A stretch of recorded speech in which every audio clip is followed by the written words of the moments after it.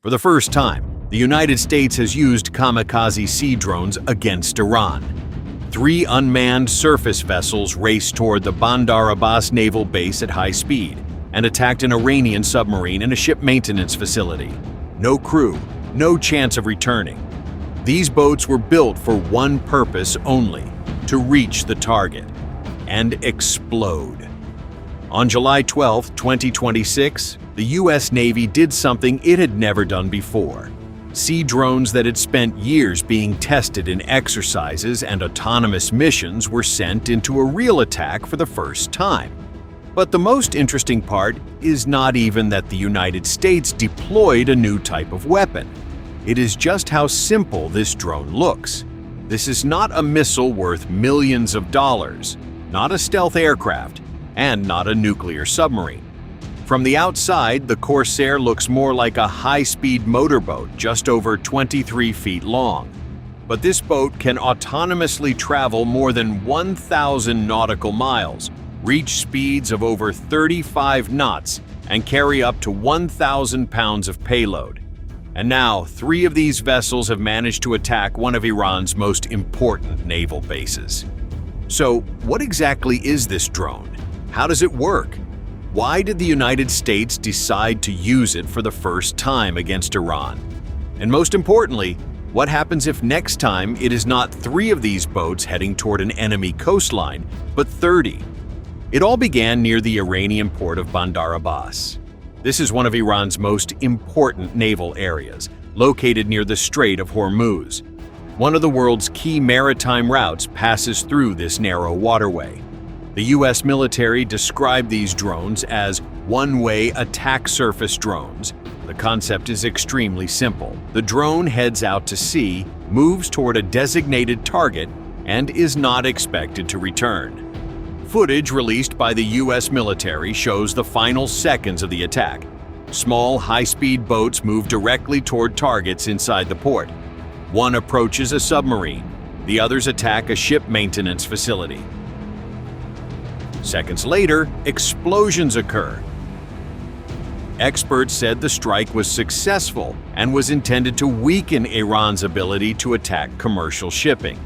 According to assessments, the submarine seen in the released footage appears to be an Iranian Ghadir-class submarine.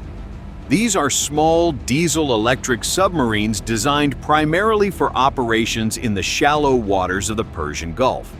They are about 95 feet long and have an estimated displacement of approximately 120 tons. A small submarine can operate closer to the coastline and in areas where a large nuclear-powered submarine would have much greater difficulty operating. And it was toward one of these submarines that an American sea drone raced at high speed. Its name is Corsair. At first glance, it looks nothing like a new top-secret Pentagon weapon. Essentially, it is a boat about the size of a small recreational yacht. But there are no cabins inside, no space for a crew, no captain. All of the available space can be used for fuel, electronics, sensors, and payload. The Corsair can reach speeds of more than 40 miles per hour. But its range is even more impressive. According to the manufacturer, the Corsair can travel more than 1,150 miles. Imagine a small 23-foot boat that can cover roughly the distance from New York to Miami without a single person on board and still carry out its mission. This is no longer a drone designed for defense. That kind of range allows it to be used in large-scale maritime operations. Another important number is 1,000 pounds. That is how much payload the Corsair can carry. But there is an important detail here. This does not mean that every drone used in the attack on Iran carried 1,000 pounds of explosives. The exact configuration of the strike versions of the Corsair has not been publicly disclosed by the U.S. military. Instead of people, different types of equipment can be installed on board depending on the mission. Sensors, communication systems, intelligence equipment, or a strike payload. That is why the Corsair is more accurately described not simply as a kamikaze drone, but as an autonomous maritime platform. It was developed by the American company Saronic. The main idea is that a single basic boat can be adapted for different missions. Today, it can patrol a maritime area. Tomorrow, conduct surveillance. And in another configuration, it can be sent on a one-way strike mission. And the Corsair has already demonstrated this versatility. Before the attack on Bandar Abbas, these vessels had been used by U.S. forces in the region for other missions. One Corsair was involved in rescuing the crew of a U.S. Apache attack helicopter after it crashed near the Strait of Hormuz. In other words, the same maritime platform first helps save lives, and sometime later, 3 of these boats are turned into one-way strike weapons, and that is exactly what makes the Corsair so interesting. But the Corsair is not Saronic's largest autonomous vessel. The company has already developed a much larger platform called Mirage.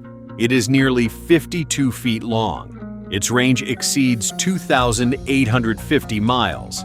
The Mirage can also reach speeds of more than 35 knots, but its payload capacity is nearly 3,500 pounds. So if the Corsair can be imagined as an autonomous high-speed boat, the Mirage is already approaching the scale of a small unmanned warship. And this shows where the American concept of maritime drones is heading. And this is where the main question arises. Why does the United States need a kamikaze sea drone when the U.S. Navy already has Tomahawk missiles, strike aircraft, and nuclear-powered submarines? The answer may be much simpler than it seems. Not every target is worth a cruise missile, and not every operation requires risking an aircraft, a large warship, or the lives of military personnel. A sea drone offers a different approach. It can travel across the water for hours, change its route, approach the coastline, wait, and then cover the final distance to the target at high speed. If it is destroyed, there is no crew on board. Now imagine there are not 3 of these boats, but 30. Some conduct surveillance, others search for ships. Another group approaches ports.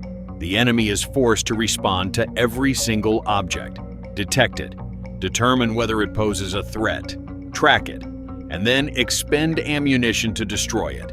Even if most of the drones are intercepted, only a few need to break through and reach their targets.